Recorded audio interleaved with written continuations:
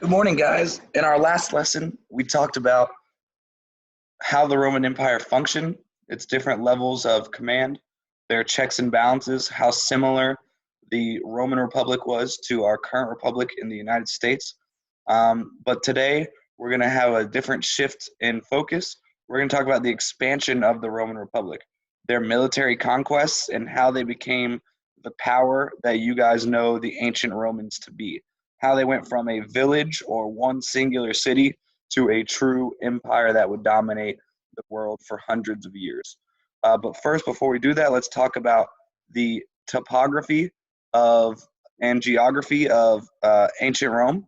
So here you see that it's obviously in Italy. We've talked about Italy looking like the stiletto boot, kicking a weird shaped football, Rome being right in the middle of it. We have the Alps to the north of Rome into Italy, which is one of the biggest mountain ranges in Europe.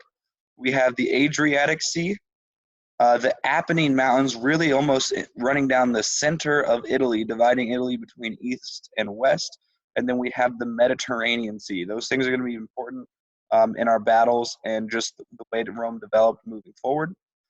So we can kind of see this is how the mountain ranges look in Italy and Rome. Here's the Alps, and here is the Apennine Mountains. Rome is going to develop west of the Apennine Mountains, where the land is more fertile. They have access to the Tiber River, which gives them access to the Mediterranean Sea. Okay, let me move these things for you guys so you can see. 1 second. Rome develops extensive trade networks through the Mediterranean Sea because of their location, which is a peninsula. So that allows their republic to expand not just militarily, but also economically. And they develop close to the Tiber River, like I said, but here's some pictures so that they can get access to the Mediterranean Sea, which allows for those trade routes. And if you can see on the map here, unlike the Nile or the Euphrates or the Tigris that we've talked about before, other rivers, the Tiber is kind of secluded to where almost only Rome can occupy it, unlike the other rivers, which were much bigger and stretched across the entire area. Also, Rome, we've talked about this a couple times, was built on 7 hills. If you guys know anything about warfare, you always want to have the high ground. So the fact that they had 7 hills that they could easily and strategically defend made them very difficult to invade. So now we're going to see Rome expand. So Rome starts by conquering the Italian peninsula in 275 BC. They get into Spain and into later 133 BC. They grow of northern Egypt all the way into Gaul, which was France, by 14 AD. And then they conquer all the rest by 177 AD. So in 509, Romans actually defeated the Etruscans to the north and the Greeks to the south, which was their 2 major influences on how to become a power. So it's kind of like Jedis and Sith Lords. Once you've learned enough from them, you knock them out. But the interesting thing about the Romans was their treatment of their conquered people.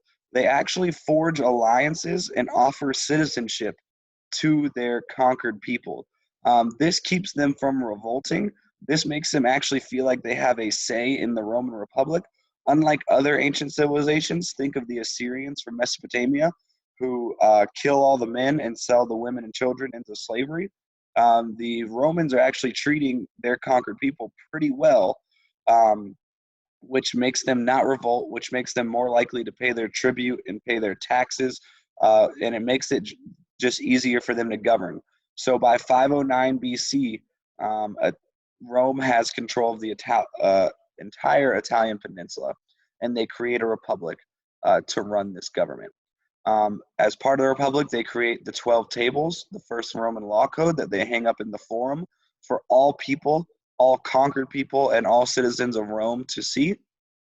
And gradually the Romans began to expand their control until they conquered the entire Italian peninsula, which again started around 509 BC, and they conquer it in 264 BC.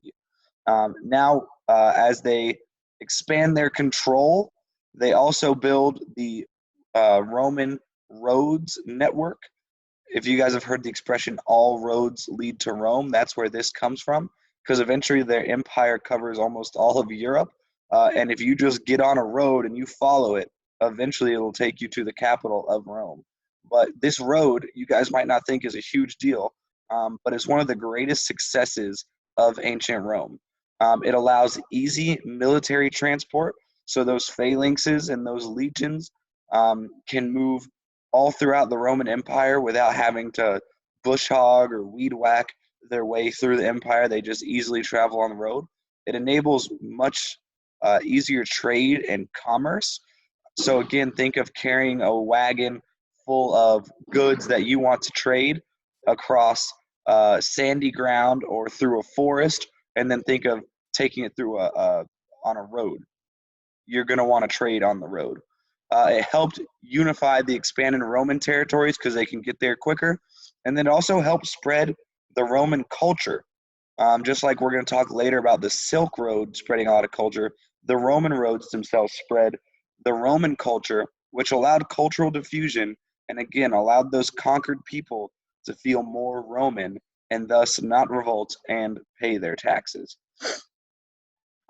So back to Roman expansion. Who do you think would be a likely rival for control of the Mediterranean Sea? Remember, the Mediterranean Sea is kind of the lifeblood of the Roman Republic when it comes to trade and expansion. Well, if you didn't guess, the people who are also in the Mediterranean Sea are the Carthaginian Empire, which comes from Carthage in northern Africa. So this empire is going to be the main opponent of Rome for 3 different wars. Those wars are known as the Punic Wars. Whoa, Mr. Dickens, they're battling Carthage. Why are they known as the Punic Wars? Glad you asked. It was called the Punic War because Rome's name for the Carthaginians was Punici, which is Older Phoenici, due to their Phoenician ancestry, and what it means is treacherous. So it's basically a slang word for them, calling them treacherous people. So here you see Carthage. Here you see how they could want Sicily, which was part of the Roman Republic at this time. They also controlled Spain, and they're going to want to control all of the Mediterranean, which includes the Italian peninsula. So Rome and Carthage are going to go to battle over these in 3 different wars. They happened between 264 and 146 BC. Carthage gets completely just wiped off the map. You probably haven't heard of them anymore because they don't exist. And it allows Rome to completely dominate the Mediterranean Sea and turn into the empire it's going to turn into. So the First Punic War happened over about a 20-year period between 264 and 241 BC. It was fought on land and sea because it was a battle over Sicily. If you guys can see on this little tiny map here, it really makes sense that they wanted to battle over this. This is kind of really close to both Carthage and Rome, and would be a great trade center for the rest of the Mediterranean. So Rome built a naval fleet for the first time, and they used the Greek triremes that the Greeks used. And remember, Rome was heavily influenced by the Greeks. They used Phoenician sailing tactics, and they also stole some sailing tactics from the Carthaginians, who were the people they were fighting. And because of this kind of combination of all 3 naval systems, they're able to defeat Carthage, who was once the great Mediterranean sea power. And they win the First Punic War. They maintain control over Sicily, and their fleet, their navy, becomes the foundation of Rome's economic success in the Mediterranean Sea, pretty much allowing no one else to trade in the Mediterranean Sea. So the Second Punic War is certainly the most famous of the Punic Wars, and actually showed the ability to defeat Rome, but we'll see how it ends. So this one's from 218 to 202 BC. This is led by the the Carthaginian general Hannibal, who's actually one of the great strategists of really all time.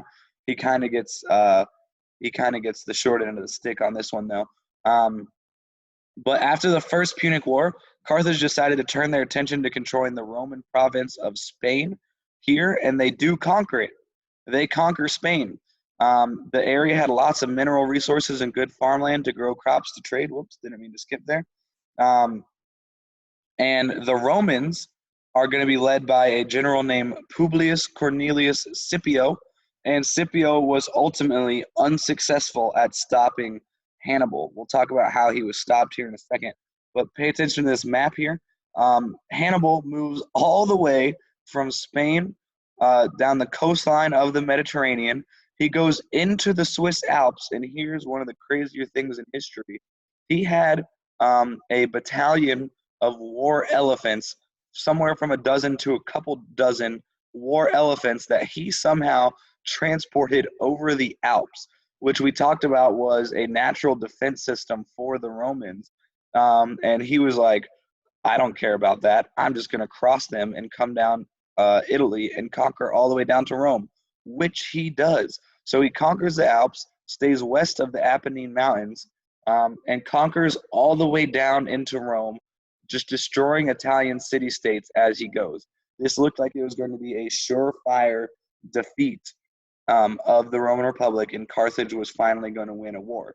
However, the Roman generals at the time thought to themselves, if Hannibal was in Spain and traveled all the way through the Roman Republic and is conquering everyone in Rome, who is left to defend Carthage? And they all realized, oh my gosh, no one is left to defend Carthage. So they took the majority of their army, transported it to Carthage, and sacked Carthage and destroyed their capital, which forced Hannibal and all the Carthaginian army to return to Carthage and essentially try to defend Carthage. But at that time, it was already sacked. It was already destroyed. And Rome won the Second Punic War after facing an extreme amount of casualties. The Third Punic War happens about 60 years later. It's really not even fair. It's kind of Rome just bullying Carthage at this point. Even though they were only a very minor power, pretty much all they controlled was the city of Carthage at this point. They continued to be economically successful because of trading, but Rome was threatened just by their annoyance of having to trade with another person in the Mediterranean. So the Roman senator Cato the Elder said that Carthage must be destroyed. So the main battle of the Third Punic War was when the Roman army sailed to the capital of Carthage once again and burned the city to the ground. This time, they sprinkled salt on the ground so that nothing could ever grow in the city again.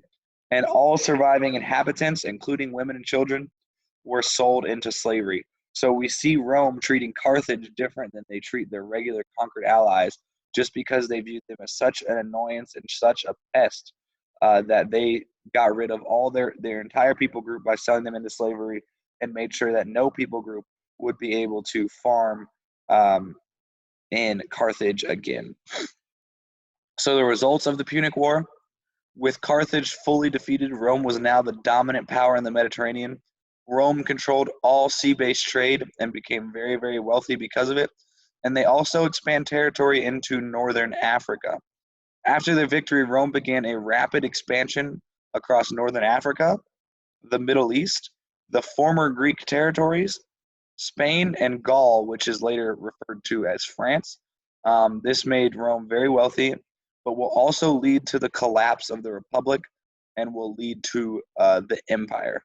So we see Rome, after gaining force in the Mediterranean Sea, they are going to increase their expansion ideas and take over almost all the land and all the coast that the Mediterranean and Adriatic touch.